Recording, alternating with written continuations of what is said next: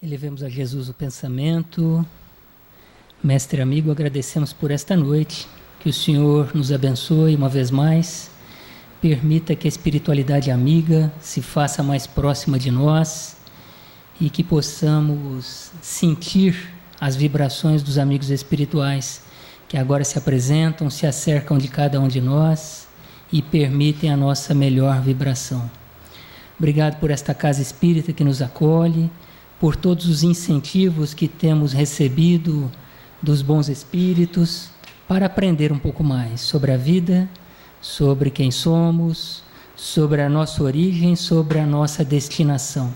Agradecemos acima de tudo por este sabor especial que é a vida passa a ter a partir do instante em que conhecemos a doutrina espírita e podemos, como consequência, enxergar a vida de uma forma renovadora. Que o Senhor nos abençoe nessa noite, permita que a nossa mente esteja envolvida com a espiritualidade amiga que aqui se faz presente e permita que, acima de tudo, os nossos sentimentos possam vibrar num diapasão mais elevado, que nos aproximem dos bons espíritos que aqui se fazem presentes. Obrigado e que o Senhor permita que a reunião de hoje seja renovadora, não só no que diz respeito aos conceitos, aos conhecimentos, mas, acima de tudo, aos sentimentos. Muito obrigado, que o Senhor nos abençoe.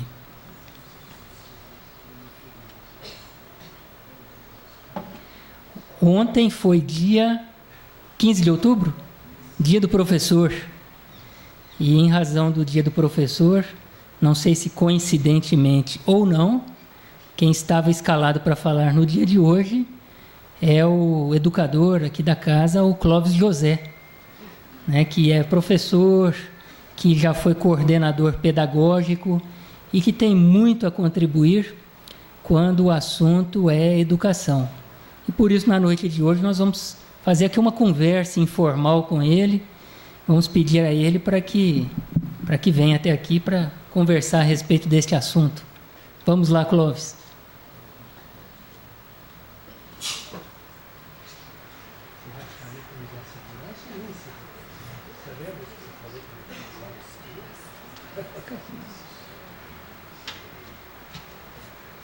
Então, para evitar qualquer tipo de discórdia, vamos nós dois ficarmos aqui para conversar sobre o tema. Então, vamos lá. Primeira coisa, respeito da importância da educação. Conta-se que um famoso legislador espartano chamado Licurgo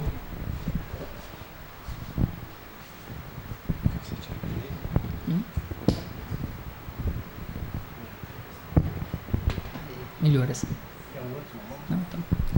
Conta-se que um famoso legislador espartano chamado Licurgo foi convidado na antiguidade para proferir uma palestra sobre o assunto educação.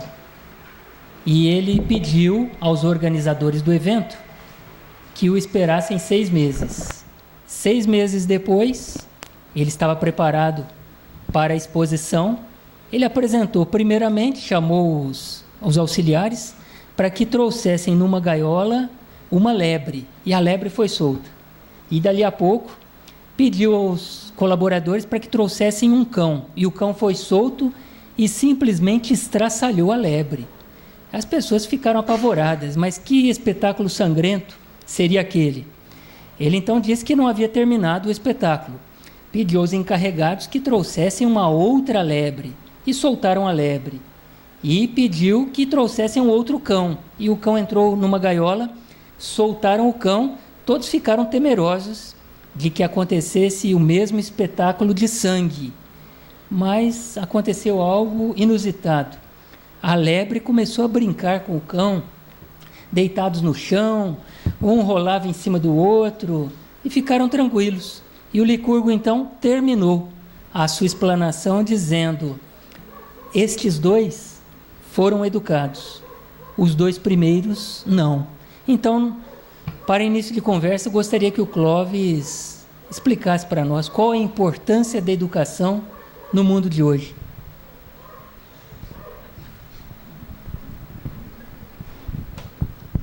O mundo de hoje, igualzinho em todos os momentos do nosso processo de evolução. As coisas não mudam, muda apenas a elevação dela. Ele disse que os 2 primeiros não tinham educação. Tinham sim. A educação da sobrevivência, né? A educação do desafio. Nesse momento, nós podemos achar que nós já estamos com um grau de evolução que exige de nós um outro tipo de comportamento. Mas quem de nós pode dizer que já abandonou o egoísmo, já abandonou a vaidade, né? São peças importantes na nossa sobrevivência, ainda no dia de hoje. Só que nós utilizamos isso de uma maneira um pouco diferente, né? A vaidade ainda é importante para que eu saiba como me apresentar para os outros, como gostar de mim, né? O egoísmo ainda é importante porque ele move a minha vontade de construir cada vez mais. Gradativamente, nós vamos substituindo esses elementos motivadores por outros mais brandos, mais suaves, né?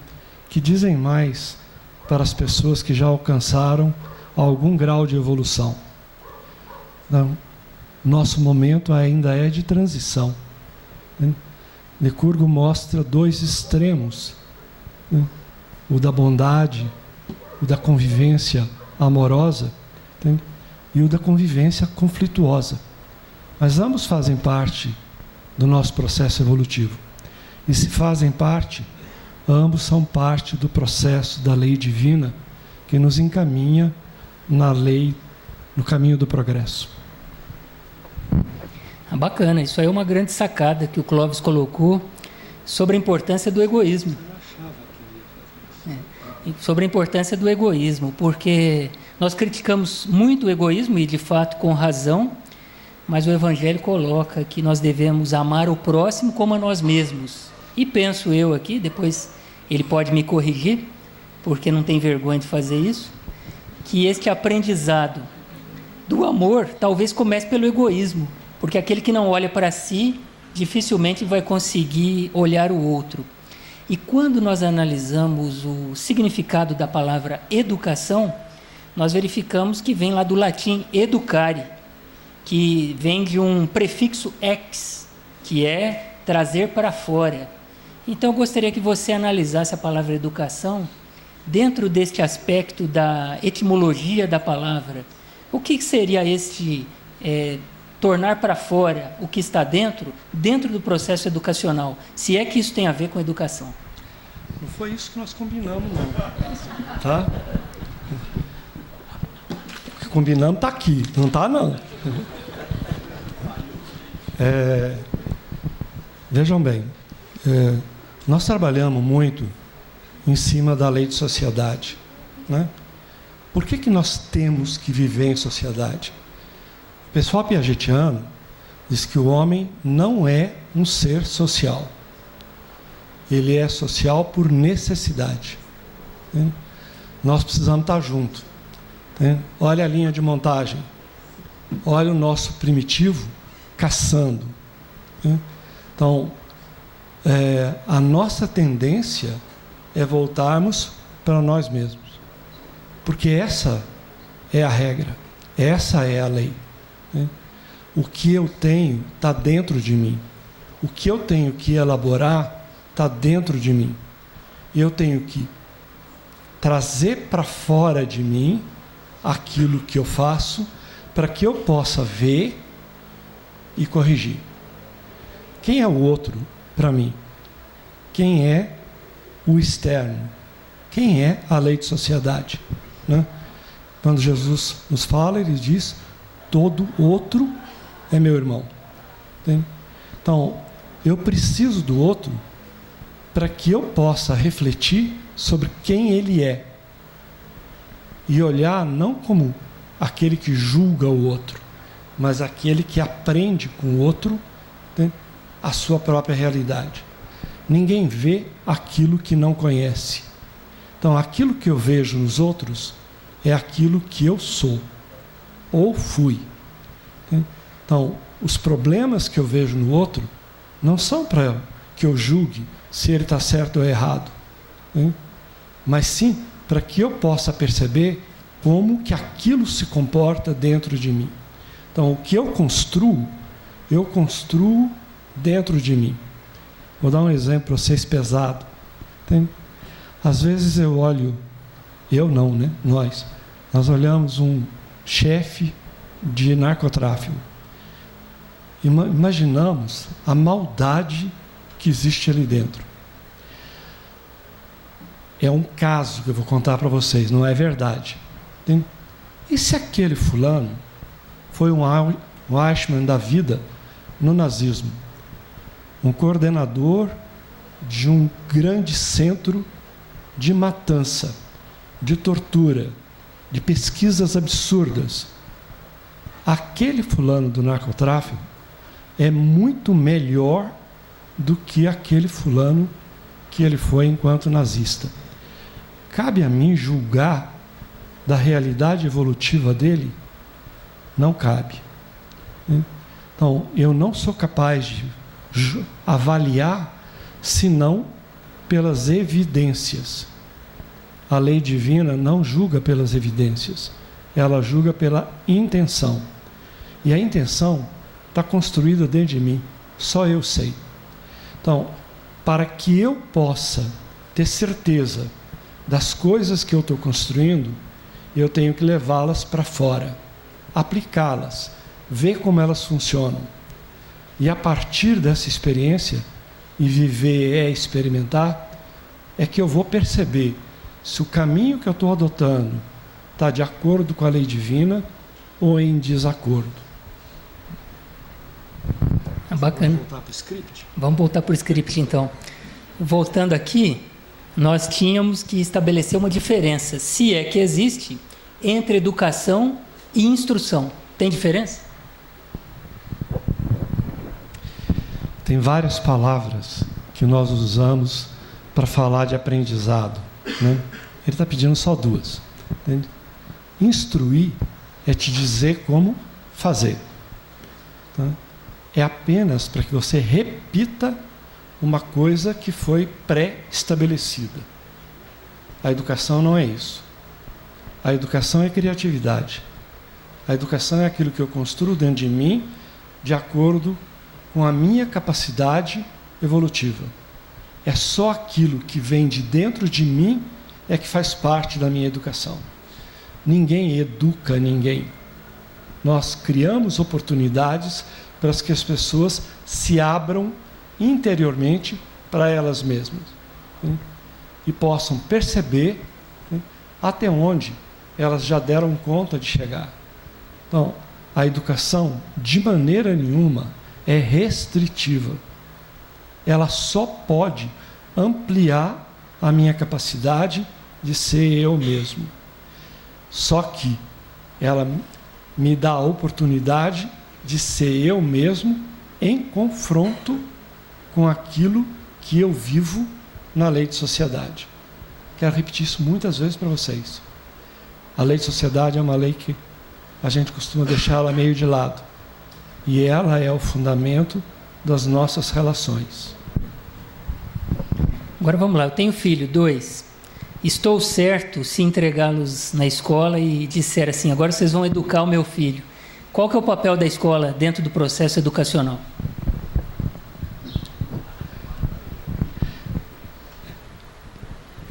Quem pariu Mateus, que o crie. Não é isso? Problema seu. A escola não foi feita para educar. A escola foi feita para dar uma abrangência maior ao processo de percepção do mundo, através do conhecimento, só que não do conhecimento afetivo. Não é esse o papel da escola. Esse é o papel da família. O filho vem à escola para se instruir, para se educar em outras realidades. Mas o berço, a educação de berço é da família. Então, no momento em que as famílias abandonam os filhos, literalmente, eu tinha aluno que chegava para mim e falava: eu só encontro meu pai e minha mãe no final de semana, quando eles não viajam e me deixam para trás. São órfãos de pais vivos. E também, quando nós entregamos os nossos filhos, principalmente até os 6 anos, para que alguém cuide deles, não eu. Até os 6 anos é o tempo em branco que eu tenho para dar ao meu filho uma percepção de mundo inovadora. Ele chega como uma página em branco, mas ele não é inato. Ele não está em branco em termos de vida. É um espírito velho que está ali. Ele traz com ele toda a bagagem de aprendizado de vidas passadas. Mas ele não traz o conhecimento, o contato disso nos 6 primeiros anos. Vocês podem reparar num bebê, um bichinho que acabou de nascer, está lá com 2, 3 meses, e um é emburrado, o outro é alegre, um é introspectivo, o outro é expansivo. Por quê? Se eles são uma página em branco, eles deveriam ser da mesma maneira. Eles são uma página em branco enquanto processo de percepção, mas não enquanto realidade, porque eles são um espírito velho e trazem essa carga com eles. Então, eu vou mostrar para eles um mundo novo, um mundo que provavelmente ele não viveu. Por isso ele está comigo, para que eu possa educar a alma dele, para que quando ele assumir plenamente o seu processo reencarnatório, ele tenha onde se escorar nas novas descobertas e aprendizagens que ele fizer. É isso? Eu tenho exemplo disso dentro de casa. O primeiro filho, ele acorda e chama, quando era bebê, chamava do berço para que fosse buscar. A menina segunda, ela acorda, ela pula do berço, abre o guarda-roupa, pega a roupa, troca de roupa, tira a fralda, sem saber como urinar, e desce as escadas, sozinho. Cada um é diferente, um é mais ativo, o outro mais passivo. Mas você conta aí no grupo que uma escola em que você foi coordenador pedagógico, um menino sequer conseguia levantar a mão para fazer pergunta e saiu da escola fazendo palestra para 20 executivos em espanhol, que era uma língua que ele não conhecia. Como é que a escola pode agir para realizar um trabalho como este? E se isso é o papel da escola? É papel da escola. Mas ele está falando de uma escola de formação gerencial, a ETFG, né? Que tem um padrão, antes do governo interferir, tinha um padrão totalmente diferenciado. O menino era formado para gerenciar. Então, ele era treinado em funções de gerenciamento. Então, como é que um gerente pode ser inibido? Como é que um gerente pode não olhar no olho das pessoas? Como é que um gerente não sabe diferenciar o papel dele e o papel de um funcionário, né? Então, a escola treinava e educava. Porque eu falei em treinamento e não em educação, mas é claro, a escola tem um papel educacional, né? O de convivência dentro da sala de aula, na maneira de se relacionar, na maneira de aprender a respeitar. Isso é educação, né? Só que eu respeito, né, uma pessoa de maneira diferente dele, mas eu sei o que é respeitar. Eu sei quais são as consequências do respeito, né? Então, o que esse menino precisava ter? A oportunidade de saber quem ele era. Mas eu, então, tenho que estender um pouquinho. O exame de seleção dos alunos para essa escola era totalmente diferenciado. Nós reunimos 7 meninos e dávamos a eles uma tarefa. Por exemplo, eles deveriam escolher 7 países e dizer o que cada país o que ele pretendia aprender com cada país. Eles eram 7 meninos que deveriam escolher 7 países. Tinha que ser unânime, né? E quando eles tinham que discutir, e ninguém podia se omitir. Enquanto eles discutiam, nós tínhamos uma planilha que nos mostrava a presença deles no grupo. Se ele liderava, se ele inovava, se ele argumentava, se ele sabia contra-argumentar. Gerente é isso, né? Então, aquele menino que ia pontuando tinha mais chance de entrar. Além disso, eles tinham a prova tradicional de todas as línguas. Então, quando o menino dava problema dentro da escola, nós tínhamos um mapa certinho de onde estava o problema que ele estava enfrentando. E no caso desse menino, era a timidez, mas não era a capacidade de argumentação. Ele tinha capacidade, mas era preciso cutucá-lo para ele poder falar. O que nós precisávamos era isso. Em dado momento, ele subiu no palco e teve que falar com os colegas dele a respeito de uma temática, de um problema que a escola estava vivendo, e ele teria que convencer os colegas dele como gerente. 3 meninos estavam faltando a aula, chegando atrasado, não trazendo lição. Eu sentei com eles e falei: olha, nós estamos com um problema gerencial numa empresa e eu quero que vocês encontrem a solução. Nós temos alguns funcionários que estão na seguinte condição: eles não têm muito compromisso com a empresa. Eles, às vezes, faltam por motivo à toa. Eles não têm chegado no horário e, às vezes, saem cedo. E tem pouca dedicação. Eu não posso demitir esses funcionários porque eles já passaram por muito treinamento e eles são muito caros para a empresa. Eu tenho que fazer com que eles assumam um compromisso maior com a empresa. Vocês têm a tarde toda para discutir e apresentar para mim as soluções até tal hora. Tal hora eu voltei lá e falei: e então? Primeiro eles deram uma risadinha, né? Porque eles perceberam que nós estávamos falando deles, né? E me apresentaram o plano de trabalho. Falei: muito bem, os 3 assinem o plano de trabalho, porque é isso que vocês vão ter que fazer dentro da escola. Entende? Isso é educar, mas é ao mesmo tempo instruir. Tudo bem? Eu estou me vingando aqui do Fred hoje, viu? Porque ele sempre fez pergunta fora do script. Aí eu estou me vingando em você. Você sabe que é vingança. Mas aqui, voltando para o script. Quais seriam os problemas com maior incidência hoje nos adolescentes e jovens? Não sabe? Não. O que você acha? Existe uma teoria nos Estados Unidos que é utilizada em todos os países, né?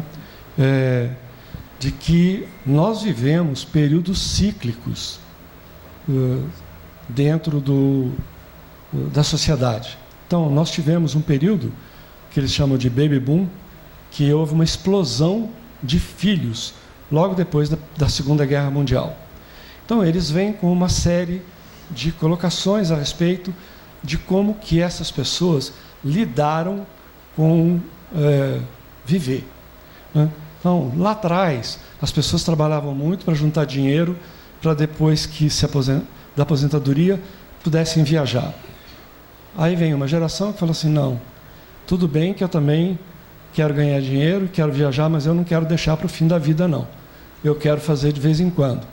Tem gente que faz lua de mel de 15 dias, mas tem outras pessoas que não têm oportunidade de fazer isso. Então, de vez em quando, a gente sai de viagem. Período de férias, né? Então, eu tenho férias, eu quero poder viajar. Então, eu tenho que ganhar mais, porque eu não quero esperar o fim da vida para depois que eu estiver velho, caquético, eu ir viajar e não conseguir nem aproveitar nada. Eu quero aproveitar agora. Aí vem uma geração que quer aproveitar imediatamente. E aí nós chegamos numa geração que é conhecida como geração Y, que é a geração que nasceu entre 80 e 90. Extremamente habilidosos, muito inteligentes, mas descomprometidos. eles não conseguem se comprometer. Isso não é Varginha, isso não é Brasil, é mundo. Então nós não podemos deixar de ver a lei de Deus agindo dentro do planeta.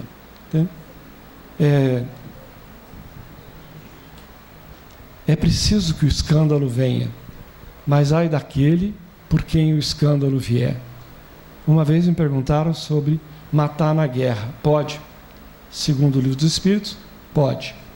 O que você não pode é ter ódio do seu adversário, mas você está defendendo a sua vida.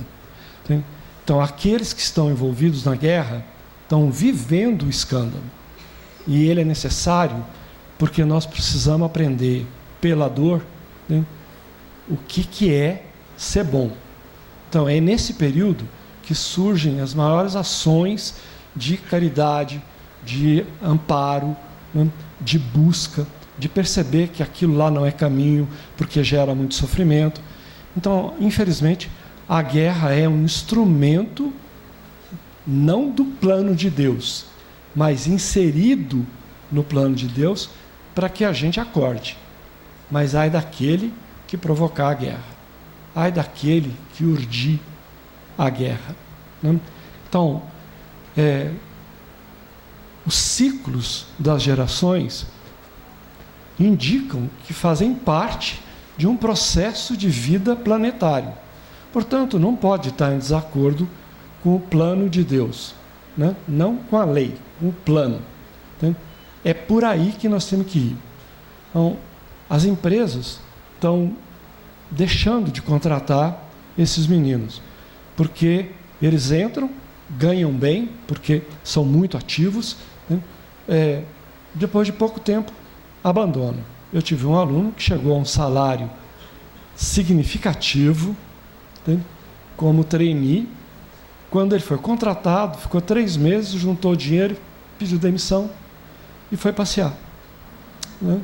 Tá? Então, agora, um menino me falou que ele ia ficar 15 meses, espero que ele não fique sabendo que eu contei isso, que ele ia ficar 15 meses passeando. Aí um salário de mais de 15 mil para um fulano que não tem despesa nenhuma. Juntou um bom dinheiro e falou, 15 meses, Clóvis, eu vou saber o que é o mundo para passear. Mas a lei é ótima. A querida namorada dele engravidou e os 15 meses foram para o beleléu, porque agora o dinheiro que ele juntou, ele vai gastar na arte que ele fez.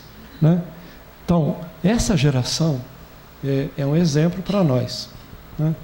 O que ela está ensinando para nós. E vem aí a geração do 3º milênio, que vocês que frequentam o Facebook devem estar vendo experiências incríveis. Um menino de 4 anos que rege a 9ª Sinfonia de Beethoven, considerada uma das obras-primas da música mundial. E ele rege, porque o movimento dele antecipa o som da orquestra que está no CD.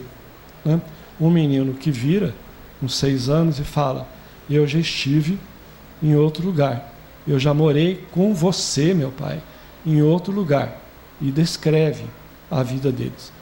Esse pessoalzinho está chegando, vindo às vezes realmente de fora, não transmigrados, mas vindos para nos ajudar nessa transição.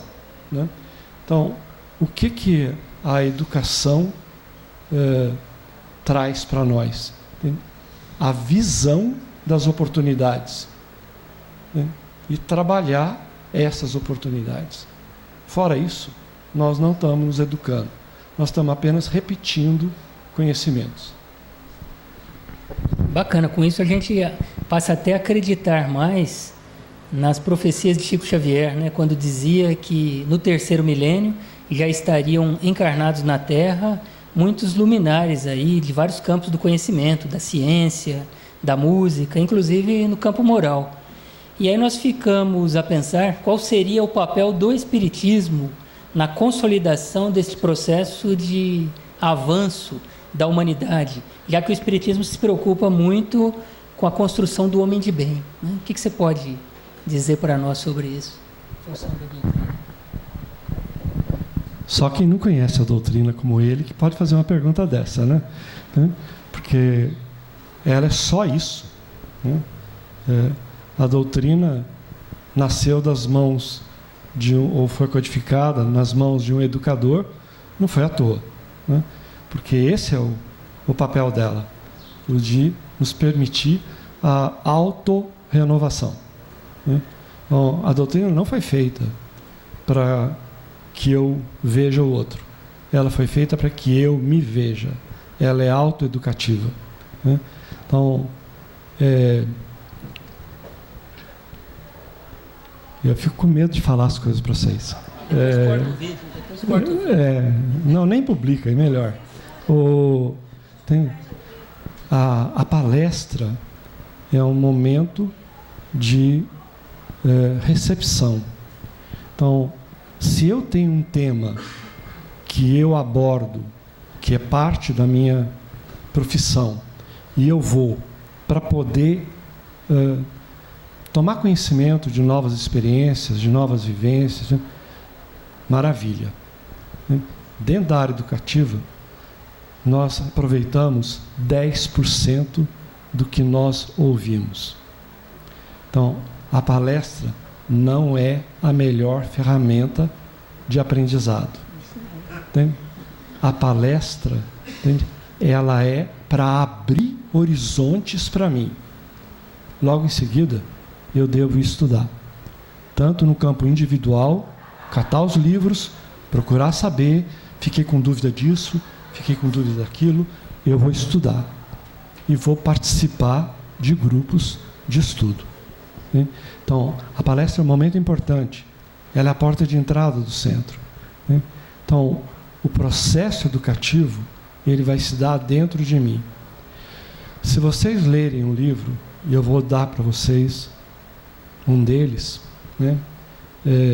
Um livro do André Luiz, que eu li, reli, trabalhei num grupo de estudo com ele, né? E aí eu fui ler um outro livro, assim, de um autor que comenta esse livro. Falei, não, eu não li esse livro. O livro que esse fulano está falando não é o livro que eu li, não. Deve ser edição diferente, alguma coisa assim, porque não é. Voltei para ler o livro. Eu não tinha lido aquele livro, né?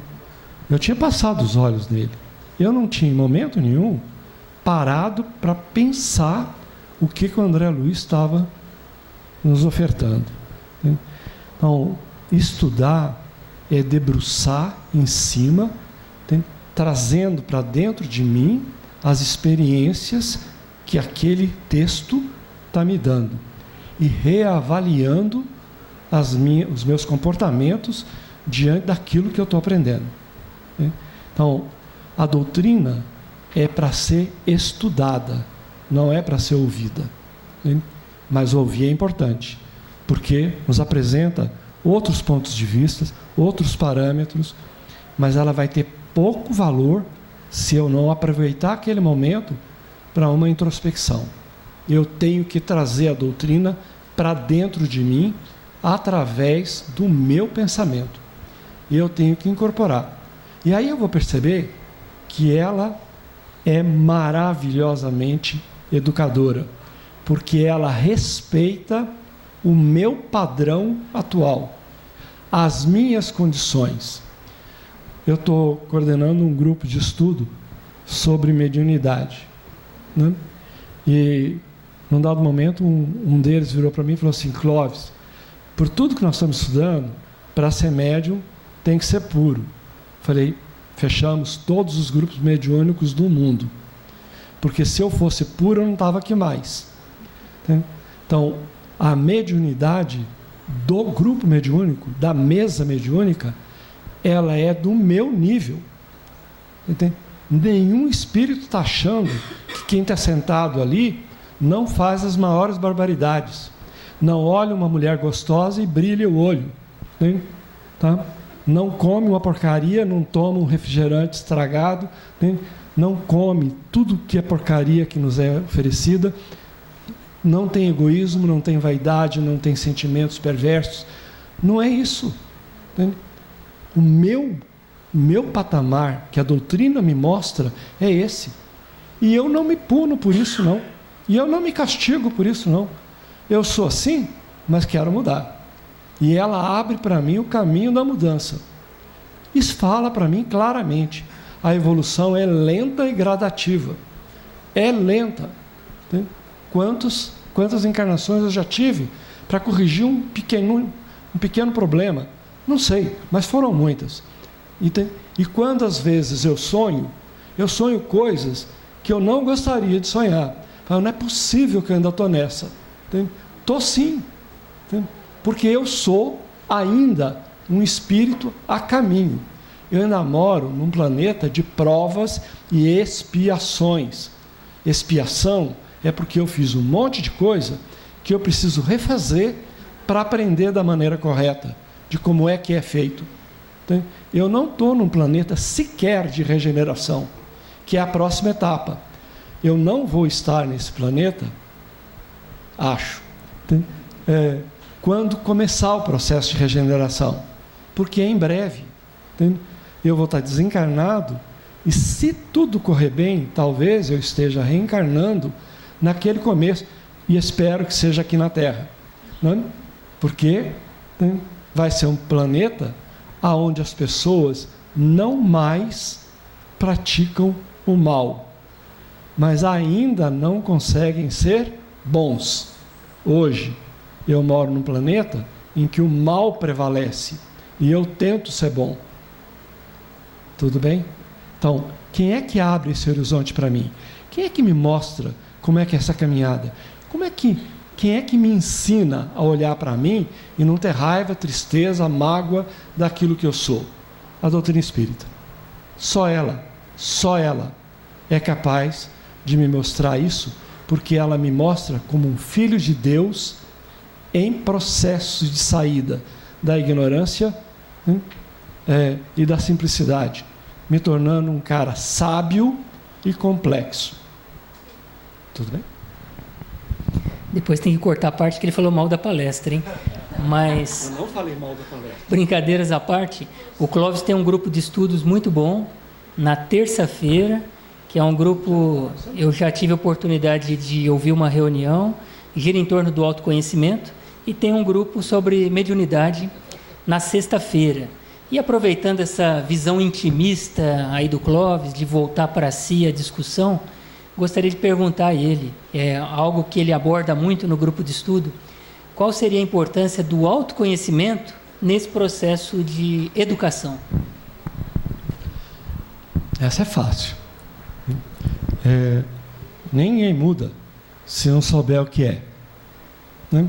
Então, eu tenho que saber aquilo que eu já construí, e eu sei que, apesar de já estar construído, não está pronto, é alguma coisa que eu vou ter que ir aperfeiçoando, mas, ao mesmo tempo, eu vou descobrindo os meus desvios. Queria que vocês mudassem um pouquinho uma ideia.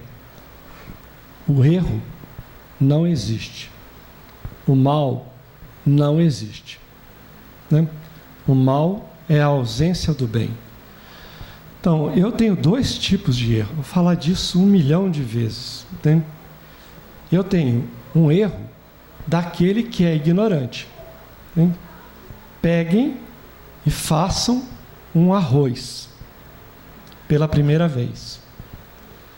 Ele vai ficar duro, queimado, sem gosto. Por quê? Porque eu não sabia.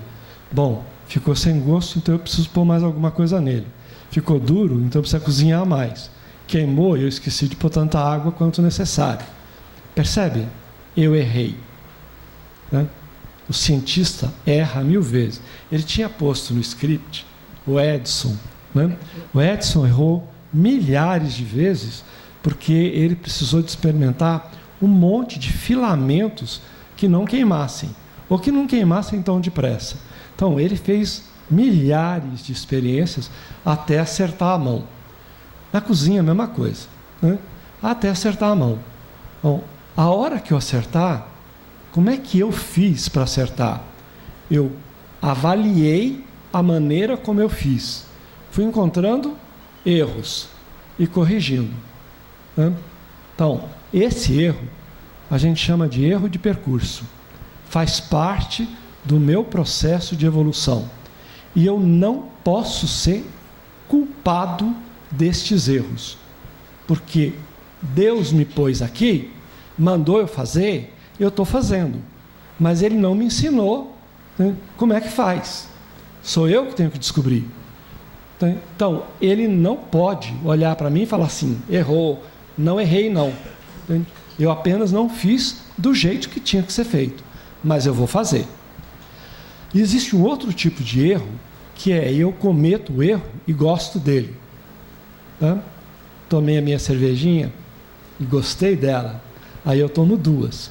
Aí eu tomo 3. E aí eu viro um alcoólatra. Tá? Por quê? Porque eu repeti uma experiência que não trouxe nada de novo para mim. Então, o erro de viciação, o vício, e não tem nada de moralismo. Nada. Entende? Ele é apenas problema porque ele impede que a gente desenvolva novas experiências. Né? Então, tudo que me tira do processo criativo, né, inovador, né, é um processo viciatório. E eu tenho que sair dele, eu não posso chegar nele. Então, se eu fiz o arroz daquele jeito, aí a próxima vez eu faço do mesmo jeito, vai dar a mesma porcaria. Entende? E eu vou ter que aprender a comer aquilo lá, entende? Ou começar a pensar de uma maneira diferente. Então, o meu processo viciatório me impede de fazer coisas inovadoras e de acertar o passo naquilo que eu não fiz da maneira que deveria ser. Tudo bem? 1 minuto, é errando que se aprende? É maldade dele, tá? Quem falar isso está falando a maior besteira que podia falar. Entende? Eu não aprendo errando. Senão, a minha ressaca ia ser uma vez só. Né? Né? Bantou a cabeça, né? Aham. Tá? Eu não aprendo errando. Eu aprendo saindo do erro. Eu aprendo corrigindo o erro que eu cometi. Tá?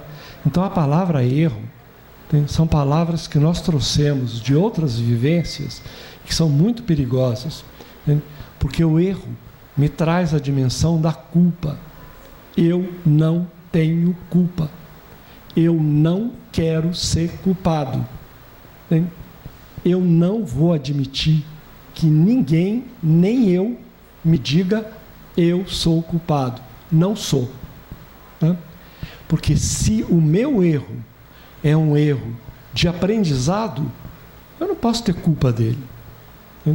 E quando eu me sinto culpado, e pensem todas as vezes que vocês sentiram isso, eu me sinto paralisado até a hora que eu resolvo corrigir o erro cometido. Portanto, a culpa é paralisante. Ela não pode fazer parte do plano de Deus. Bom, nós vamos agradecer o Clóvis aí, a discussão foi bastante proveitosa, muito bom. Agradecemos a presença e até breve aí. E vamos passar para... O Clóvis não gosta de palestra, por isso que nós fizemos o debate. Mas a gente não pode perder a oportunidade de ouvi-lo sobre um assunto tão importante e justamente ele que tem tanto conhecimento a respeito da educação. Então, obrigado a todos, boa semana. Vamos passar para a Cris aqui.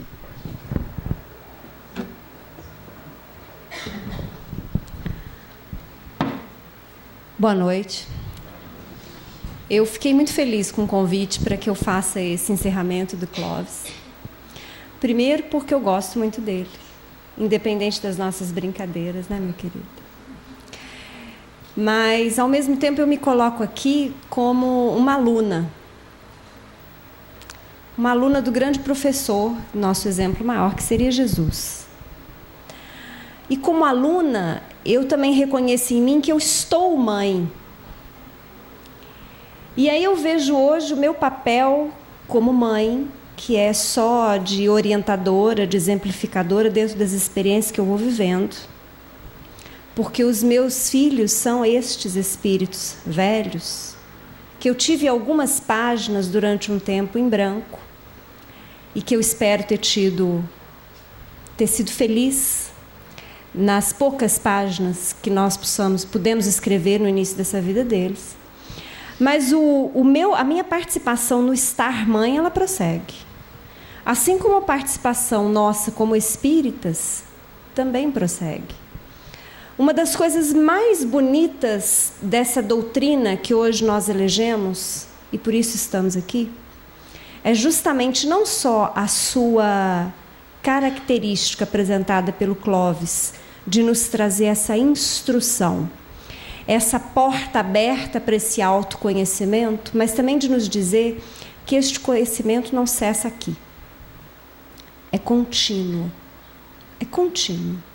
Então, é uma doutrina construída por espíritos que somos nós. Porque nós seremos espíritos com maior conhecimento daqui a algum tempo.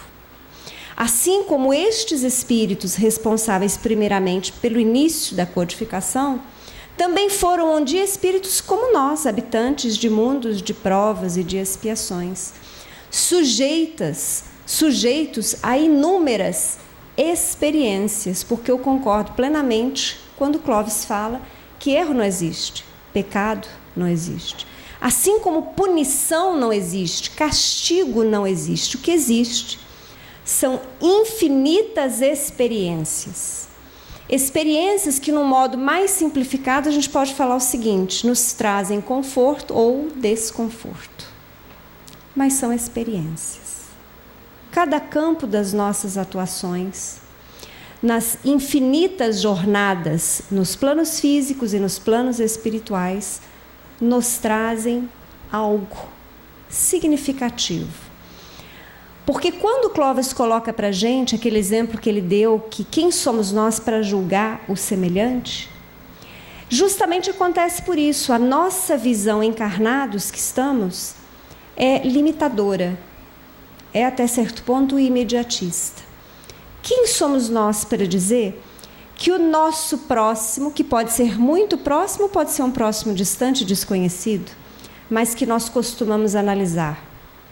Quem somos nós para analisar que ele está errando propositalmente, que ele está errando intencionalmente, que ele está errando porque não conhecia e está simplesmente num movimento de aprendizado, assim como nós.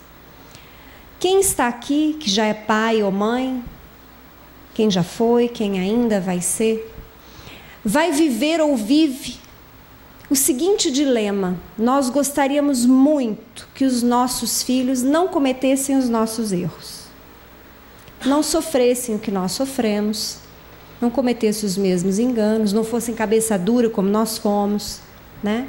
Não provassem tanta coisa inútil ou tóxica ou antinatural, enfim. Mas aprendizado não se transmite. Ele é único.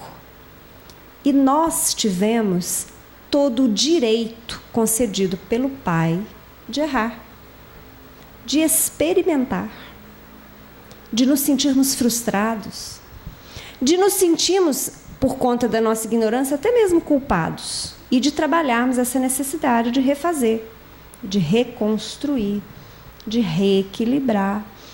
E quem nós pensamos que somos em não conceder aos nossos filhos o mesmo direito, a mesma liberdade, a mesma oportunidade? Mas eu já sei, eu sofri, eu não queria que ele seguisse. Mas ele tem direito de aprender.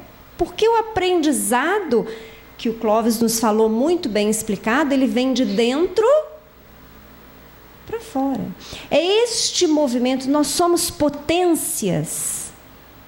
Vós sois deuses, porque nós temos dentro de nós essa imensa possibilidade de aprender, de fazer melhor.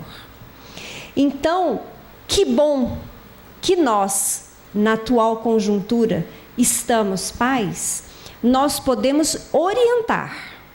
Que bom aqueles de nós que ainda podemos orientar, mas nunca nós podemos ou conseguiremos impedir a liberdade conseguida por Deus, para que eles também errem.